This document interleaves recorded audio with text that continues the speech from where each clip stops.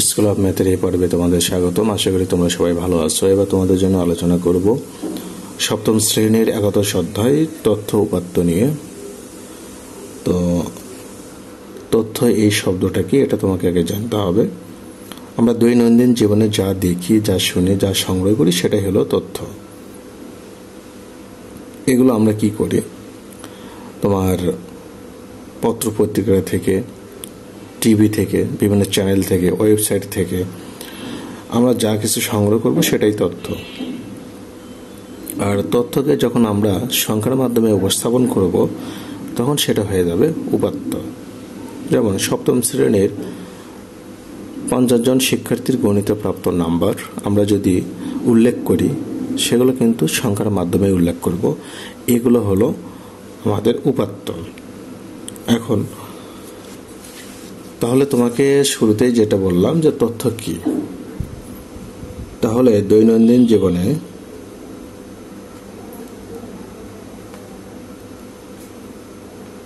জীবনে আমরা যা কিছু দেখি, শুনি ও সংগ্রহ করি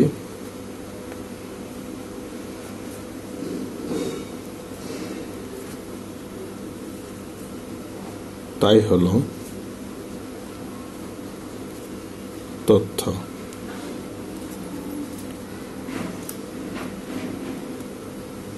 আর উপাত্ত হলো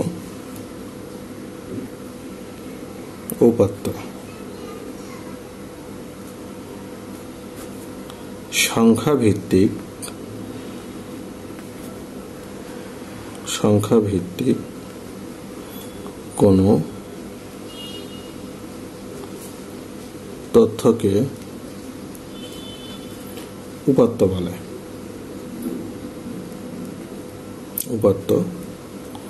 বলে।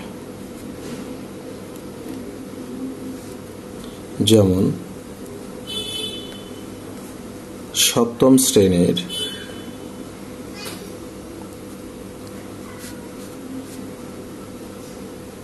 50 জন শিক্ষার্থীর গণিতে প্রাপ্ত নাম্বার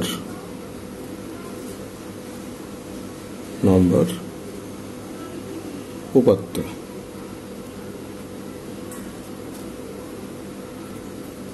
এবার পরিসংখ্যান কি? পরিসংখ্যান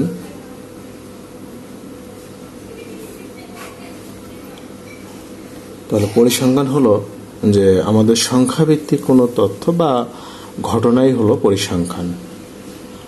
সংখ্যাভিত্তিক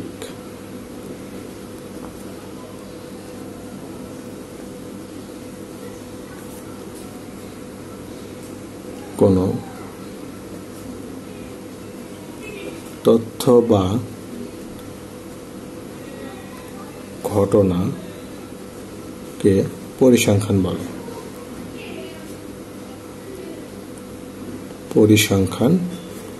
বলে। এখন পরিসংখ্যানে উপাত্ত দুই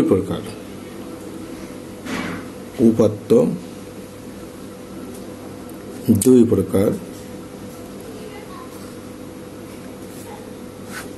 এক হলো প্রাথমিক উপাত্ত বা প্রত্যক্ষ উপাত্ত।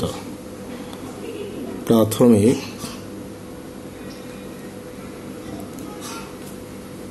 উপাত্ত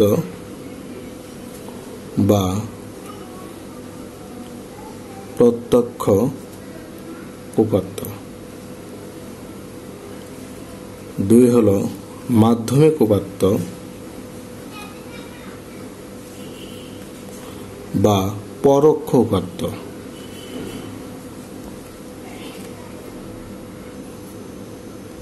এবার প্রাথমিক উপাত্ত আসলে ব্যাপারটা হলো প্রাথমিক উপাত্ত যে উপাত্ত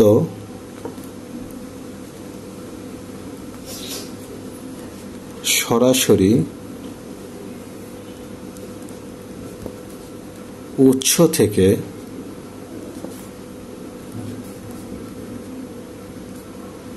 সংগ্রহ করা হয়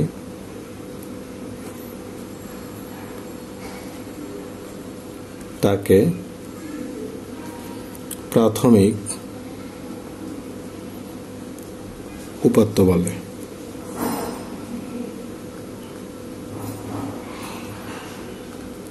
যেমন ধরো তুমি তোমার পরীক্ষার রেজাল্ট জানতে চাও বা কোনো একটা সাবজেক্টে বা গণিতে কত পাইছো এটা তুমি জানতে চাও, তুমি কিন্তু সরাসরি স্কুলে গিয়ে তুমি কিন্তু এটা নিতে পারবে। এটা হলো তোমার উৎস থেকে তুমি সরাসরি সংগ্রহ করলে এটা হলো তোমার প্রাথমিক উপাত্ত।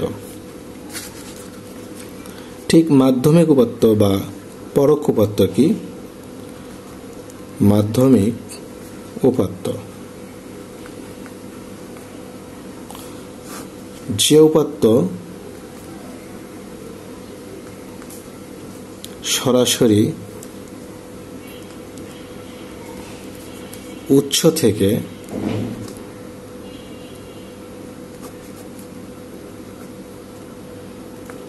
থেকে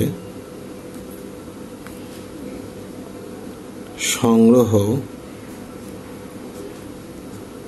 করা হয় না তাকে মাধ্যমিক উপাত্ত বলে। ব্যাপারটা এরকম, ধরো বিশ্বের সেরা 5টি বড় 5টি শহরের তুমি তাপমাত্রা জানতে চাও, তুমি কি তাহলে ওই 5টা বড় শহরে গিয়ে কি তুমি তাপমাত্রা সংগ্রহ করবে না অন্য কোনো উপায়ে সংগ্রহ করবে? কারণ 5টা শহরে গিয়ে তো সবার পক্ষে তাপমাত্রা সংগ্রহ করা সম্ভব নয়। তাহলে আমরা কি করব? ওই 5টা শহরের তাপমাত্রা তাদের ওয়েবসাইট থেকে বা বিভিন্ন পত্রিকা বা বিভিন্ন টিভি চ্যানেলের মাধ্যমে কিন্তু আমরা এগুলো সংগ্রহ করতে পারি। তাহলে আমরা সরাসরি যেটা না গিয়ে উপাত্ত সংগ্রহ করি সেটাই হলো আমাদের মাধ্যমিক উপাত্ত বা পরোক্ষ উপাত্ত। আর যেটা সরাসরি আমরা উৎস থেকে নিতে পারি সেটা হলো আমাদের প্রাথমিক উপাত্ত। সাজানোর উপরে ভিত্তি করে উপাত্তগুলোকে আমরা দুই ভাগে ভাগ করতে পারি, একটা হলো বিন্যস্ত আর একটা হলো অবিন্যস্ত। বিন্যস্ত কি? যখন উপাত্তগুলো আমরা ক্রম অনুযায়ী সাজাতে পারি সেটা হলো বিন্যস্ত, আর যখন উপাত্তগুলো এলোমেলোভাবে সাজানো থাকে সেটা হলো অবিন্যস্ত। তাহলে বিন্যস্ত উপাত্ত, তাহলে যে উপাত্তগুলো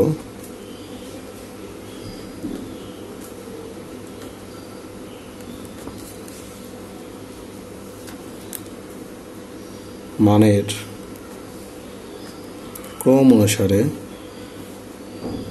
ক্রমানুসারে সাজানো থাকে তাকে বিন্যস্ত উপাত্ত বলে। বিন্যস্ত উপাত্ত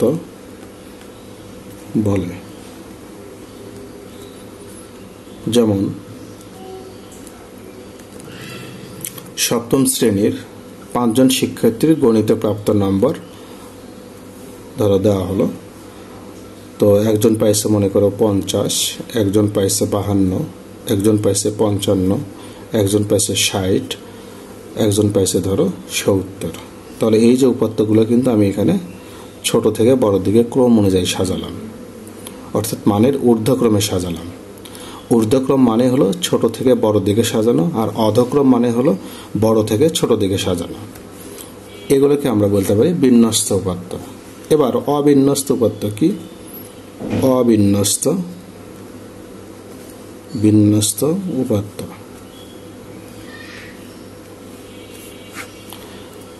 যে উপাত্তগুলো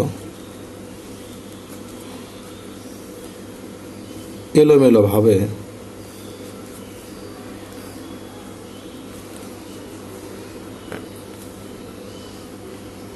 সাজানো থাকে তাকে আমরা বলি অবিন্যস্ত উপাত্ত। যেমন আমি যে 5 জনের গণিতে প্রাপ্ত নম্বর তোমাদের বললাম, এগুলো যদি এভাবে থাকে, ধরো 60, তারপর 52, তারপর 70, তারপর ধরো 55, তারপর ধরো 50, তাহলে এটাই কিন্তু এলোমেলোভাবে সাজানো। এই কারণে এটা হলো অবিন্যস্ত উপাত্ত। এবার পরিসরটা কি এটা তোমাদের জানতে হবে। পরিসংখ্যানে পরিসর কি? পরিসরটা হলো যে তোমাকে যদি উপাত্ত দেওয়া হয়, সেই উপাত্তগুলোর মধ্যে সবচেয়ে বড় এবং সবচেয়ে ছোট এই দুইটা উপাত্তের বিয়োগফলের সাথে যখন 1 যোগ করা হবে সেটা হলো পরিসর। তাহলে সর্বোচ্চ মান আর হলো সর্বনিম্ন মান,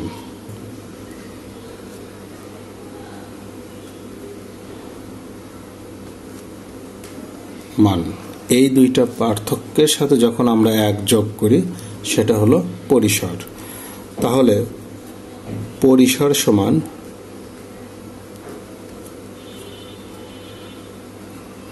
সর্বোচ্চ সংখ্যা বিয়োগ সর্বনিম্ন সংখ্যা যোগ হলো 1। এটাকে আমরা বলি পরিসর। এখন পরিসর থেকে তারপর আমরা কিন্তু শ্রেণী সংখ্যাও নির্ধারণ করতে পারি। এখন শ্রেণী সংখ্যা কি? শ্রেণী সংখ্যা, এখন ধরো তুমি পরিসর বের করলে, এখন শ্রেণী ব্যবধান তুমি কত নেবে সেটা দ্বারা তোমাকে ভাগ করতে হবে। ধরো আমি পরিসর পেয়ে গেলাম সর্বোচ্চ সংখ্যা সর্বনিম্ন সংখ্যা যোগ 1, তো এখানে আমি পরিসর পেলাম ধরো কথার কথা 7 পেলাম। ধরো পরিসর হলো তোমার 37 আর শ্রেণী ব্যবধান তুমি নেবে, পার্থক্য তুমি শ্রেণী ব্যবধান নেবে হলো তুমি কত, ধরো 5 নেবে কথার কথা। সেক্ষেত্রে শ্রেণী সংখ্যা কত হবে? তুমি ভাগ দাও, এখানে 5 7 35 হাতে থাকবে 5 7 35, 2 4 5 20, ধরো এরকম। এখন শ্রেণীর সংখ্যা কখনোই তো দশমিক হতে পারবে না, এই কারণে তোমাকে কি করতে হবে, দশমিকের পরের সংখ্যা তোমাকে পূর্ণ সংখ্যা নিতে হবে। তাহলে এখানে আমরা পেলাম 7.4, এর পরের সংখ্যা আমরা এই যে অ্যাপ্রক্সিমেটলি অর্থাৎ প্রায় এই চিহ্ন দিয়ে আমরা এখানে লিখব 8, এই পূর্ণ সংখ্যা নেব। তাহলে গণসংখ্যা সারণী যখন তুমি তৈরি করবে তখন শ্রেণীর সংখ্যা তোমাকে 8 নিতে হবে। 7.4কে আমরা 8 হিসাবে নেব, কারণ পূর্ণ সংখ্যা নিতে হয়। 7.4 এর পরের পূর্ণ সংখ্যা 8কে নিতে হবে। এভাবে তোমাদের খেয়াল রাখতে হবে।